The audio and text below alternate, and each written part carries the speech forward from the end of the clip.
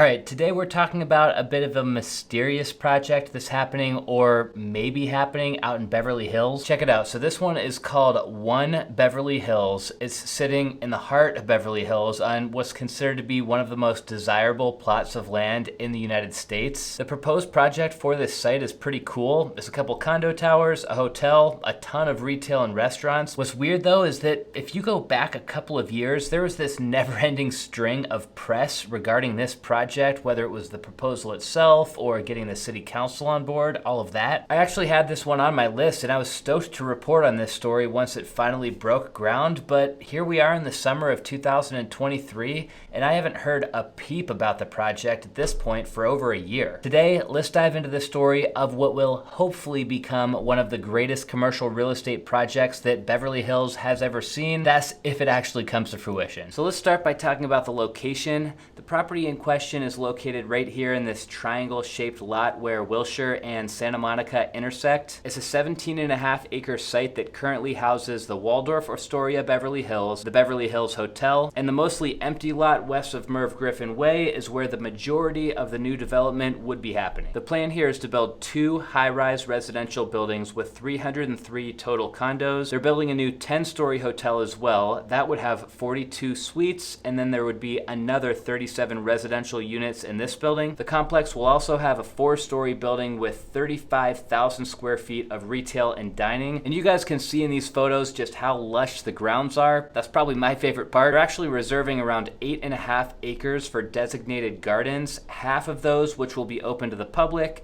and then there will be 2 separate mile-long walkways that take you through these gardens. Last, for parking, an underground parking garage is going to be built. That'll accommodate about 2,000 cars. Like you guys saw on Google Earth, there are 2 big buildings on the site, but the plan is not to tear those buildings down. The Waldorf Astoria Beverly Hills will remain intact, and only part of the Beverly Hilton Hotel is going to be demolished. The team who is putting this thing together is world class. There's 4 main parties who are working together to pull it off. First, we've got Allegem Capital Group, who owns the property. They bought the plot in 2018 from a Beijing-based group for $445 million. Allegem will be partnering with a company called Kane International from London to get this complex to the finish line. Norman Foster with Foster & Partners is the architect who came up with the bulk of this concept and the look that we've been reviewing today. Norman is known for some high-tech architecture for sure and has already designed some very cool buildings over his long career. The executive architect who will make Norman's vision come to life with actual blueprints is the Gensler firm. Then last but not least, we have Mark Rios as the landscape architect. Mark has a very impressive resume and is definitely the right guy for this job as well on a project like One Beverly Hills that is going to have such a heavy focus on landscaping. Can you imagine being a fly on the wall during one of the meetings with this group? I mean, just sitting there and listening to all those ideas flowing around the room would be pretty awesome. So you guys already saw a couple of the renderings, but Urbanize LA organized 20 of the renderings all really nicely on their website, so let's just check some of these out together. First, from this drone shot, you've got the 2 hotels that are existing over on the left side of the site, and then the 2 condo towers that are this circle shape are over here on the right. This is an example of what those gardens will look like on one of the walking paths. They're saying this is actually a view from Wilshire Boulevard. And then here we've got a view from Santa Monica, which shows us that retail and dining area. And check out this elevator that goes up the center. It'll take you up to the botanical gardens.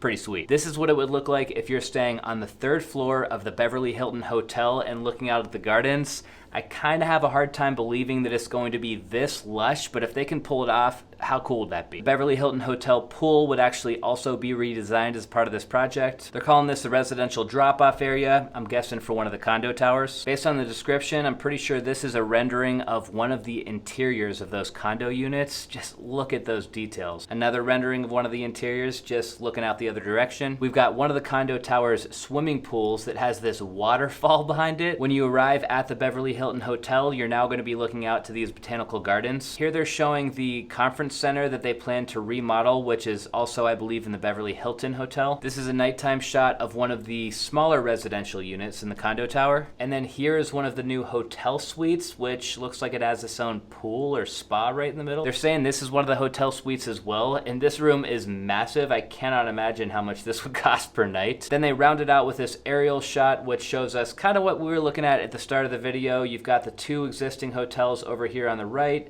A lot of this hotel and pool will be remodeled, and then basically everything over here on the left side of the site would be brand new. What's confusing to me about this project is this. There's been a ton of ideas on what to do with this site over the years, and the property has actually exchanged hands a few times. But as far as I can tell, the team was given approval by City Council way back in June of 2021. So why haven't they gotten started with construction yet? There was only one person at the city, by the way, who opposed this whole plan. This was former Beverly Hills Mayor John Mirisch. His thought was that it was not okay that there was no affordable housing units, and he said that without affordable housing, the project has just turned into a castle fortress of exclusion. With a 4-1 vote though, John was overruled, and I think that's a good thing because yes, I know we do need more affordable housing in all of the major cities across the United States, but let's be real, I don't know how much sense it makes to build affordable housing into this little development that's in the heart of Beverly Hills. Anyways, there was actually a penalty for not incorporating these affordable homes into the plan here. The developer Allegem needs to pay a $100 million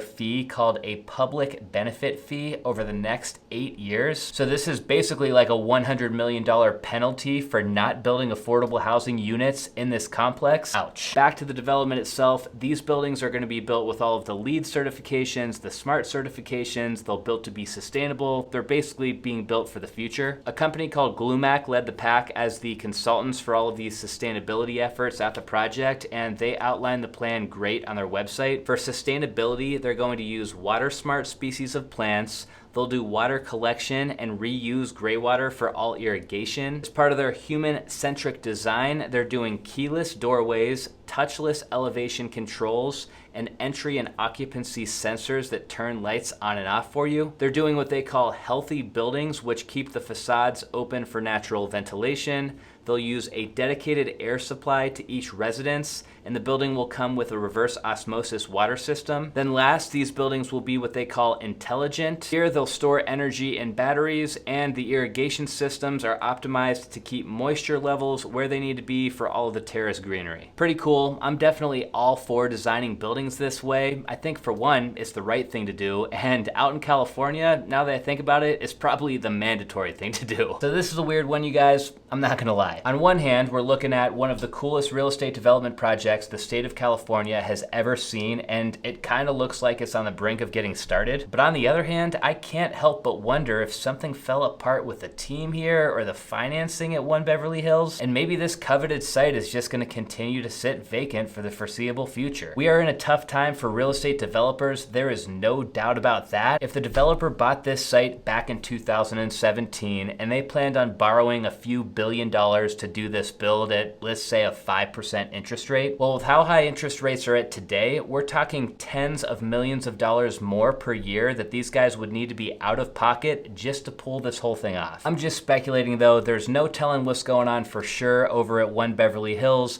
I reached out to basically everybody involved for comment, and unfortunately nobody responded, but I'll keep you guys posted if anything changes. I'll see you next time.